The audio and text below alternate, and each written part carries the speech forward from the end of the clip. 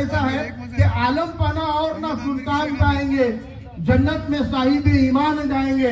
इस मुल्क को लहू की जरूरत पड़ी अगर तो सरहद पे सर कटाने मुसलमान जाएंगे। इस मुल्क में जब तक मुसलमानों ने राज किया, एक मॉब लिंचिंग है क्या निकाल के बताओ, एक बम ब्लास्ट है क्या निकाल के बताओ, एक बलात्कार का ऐसा वाकया बताओ जिसमें बलात्कारी को सजा नहीं दी गई हो।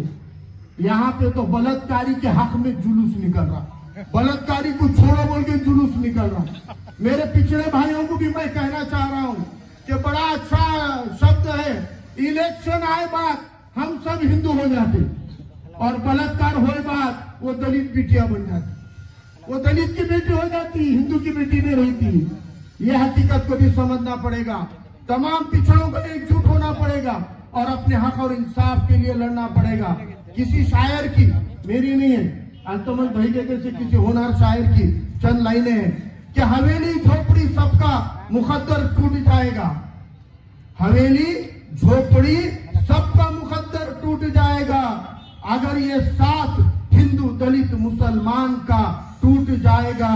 दुआ कीजिए हमें रिश्ते रहे कायम, दुआ कीजिए हमारे रिश्ते रहे कायम। ये रिश्ते टूट जाएंगे तो भारत टूट जाएगा, ये रिश्ते टूट जाएंगे तो पूरा भारत टूट जाएगा। इसलिए आपस के रिश्तों को जोड़ के रखना है तो आपस के अंदर डायलॉग होना पड़ेगा, संवाद होना पड़ेगा, व्यवहार होना पड़ेगा, मामलात होने पड़ेंगे। और मामलात तभी होंगे जब कोई हुकूमत में शामिल आदमी लोगों को लोगों में लड़ाने वाला ना हो, लोगों को लोगों से जोड़ने वाला होना चाहिए, लोगों से लोगों को जोड़ने वाला होना चाहिए। हम बड़े आसानी से वोट देके बेफिक्र हो जाते, 5 साल सेक्युलरिज्म की हिफाजत का ठेका हम एक पार्टी को देके वोट डाल के खामोश बैठ जाते, 5 साल सो के रहते।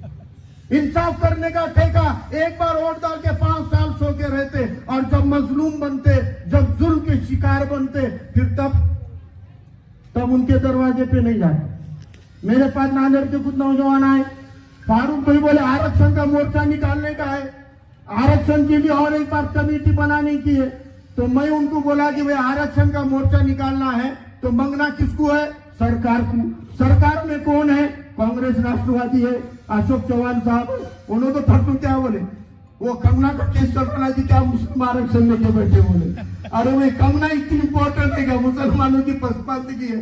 तो बोले किसकी है? तो बोले कांग्रेस राष्ट्रवादी की है। महिला अगर आप पहला मोर्चा अशोक चौहान के घर के सामने धरना दे रहे होंगे तो मेरे को टीम में लो, नहीं तो मत लो, क्योंकि आंदोलन करने का सरकार के खिलाफ और उन आमदार खासदार मंत्रियों को सवाल नहीं पूछने का जिन्होंने तुमसे आरक्षण का वादा करके हुकूमत में बैठे और आरक्षण को भूल गए हैं, उनको याद दिलाने के लिए उनके दरवाजे पे नहीं जा रहे हो तो ये अवाम के साथ बेईमानी होगी। इसलिए उनके दरवाजों से शुरू करो, क्योंकि उन्होंने तो आप हुकूमत में है ना। 5% तुम ही दिए थे ना हमको, फिर तुम ही दिए थे तो साल होगा, वापिस क्यों नहीं दे रहे? हाई कोर्ट भी बोल दी दे दो, सुप्रीम कोर्ट भी बोल दिया दे दो, फिर भी नहीं दे रहे। इसका मतलब देने का है क्या? नहीं है। और जब तक बच्चा रोता नहीं, सगी माँ भी दूध नहीं पिलाती। जब तक बच्चा रोता नहीं, सगी माँ भी दूध नहीं पिलाती। तो ये तो सौतीली माँ है, सौतीली माँ है। और सौतीली माँ का दूध पीने के लिए कितनी एड़िया रगड़ने पड़ेंगे, और तुम तैयार नहीं है रगड़ने को। तो इसलिए हमको मुत्तहिद होकर अपने समाज के हक में बात करनी पड़ेगी, अपने इंसाफ के लिए बात करनी पड़ेगी। लेकिन एक बेफिक्र रही है, एक बात का आपको मैं बिल्कुल बताता हूँ, तारीख गवाह है कि जब जब भी जुल्म की हदें बढ़ जाती है तो मजलूम तबके इनकलाब लाते हैं। हर दुनिया का इनकलाब उन्हीं लोगों ने लाया है जो मजलूम थे।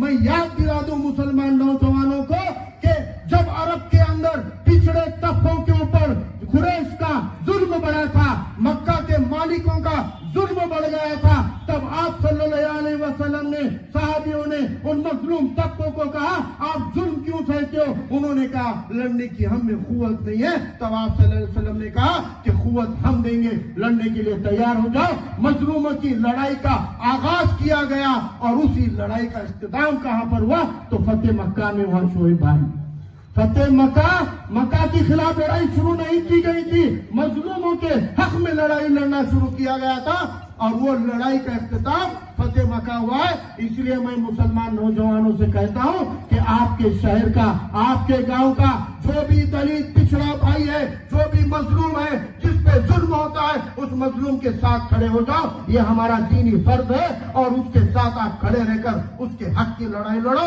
आपकी हक की लड़ाई अपने आप लड़ने की जिम्मेदारी अल्लाह सुब्हानहू तआला की है। वो आपके हक की लड़ाई तब लड़ेगा जब आप मजलूमों के हक की लड़ाई लड़ोगे, और जब तक आप मजलूमों के हक की लड़ाई नहीं लड़ोगे तो आपको भी अपना हक नहीं मिलने वाला है। अकेली कौम इस मुल्क में कोई तारीख नहीं बना सकती। हम सबको मिलजुल कर पिछड़े तबकों को साथ लेकर चलना पड़ेगा। और इसीलिए जो बातें शिवाजी महाराज के राज में इंसाफ की थी, जो बातें टीपू सुल्तान के राज में इंसाफ की थी, जो बातें दीन की मसावत की थी, वो सारी बातें आज इस मुल्क के संविधान में शामिल की गई है, इस मुल्क के दस्तूर में शामिल की गई है। इसलिए इस मुल्क के संविधान की हिफाजत करने की ड्यूटी अकेले पिछड़े तबकों की नहीं है, वो मेरे और आपके जैसे हर इंसाफ पसंद कौम की है। इस मुल्क के संविधान को अगर हम साबित नहीं रखेंगे, इसको साबित रखने के लिए हम नहीं लड़ेंगे तो हम भी नहीं बचेंगे। एक शायर ने कहा है, उसके घर को चलता देखने वालों घास का छप्पर आपका है। उसके घर को चलता देखने वालों घास का छप्पर आपका है। आग के पीछे तेज हवा है, आगे मुकद्दर आपका है। उसके कत्ल पे मैं भी चुप था, मेरा नंबर अब आया, मेरे कत्ल पे तुम भी चुप हो, अगला नंबर आपका है, अगला नंबर आपका है। इसलिए मजलूमों के ऊपर होने वाले जुल्म के लिए अगर आप उठ के खड़ी नहीं रहोगे, एक दिन आपके कत्ल कर दिए जाओगे। इसलिए पिछड़े हुए मजलूमों के साथ में खड़े रहो, पिछड़े हुए समाज के साथ खड़े रहो।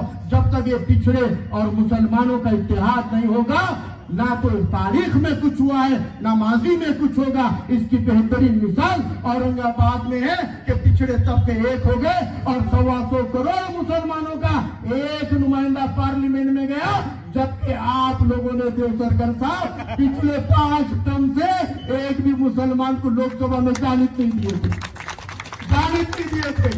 हम तोड़े कि नहीं, वो जंजीर को तोड़े, कैसा तोड़े?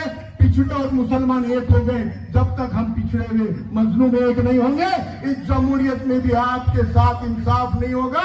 एक आखिरी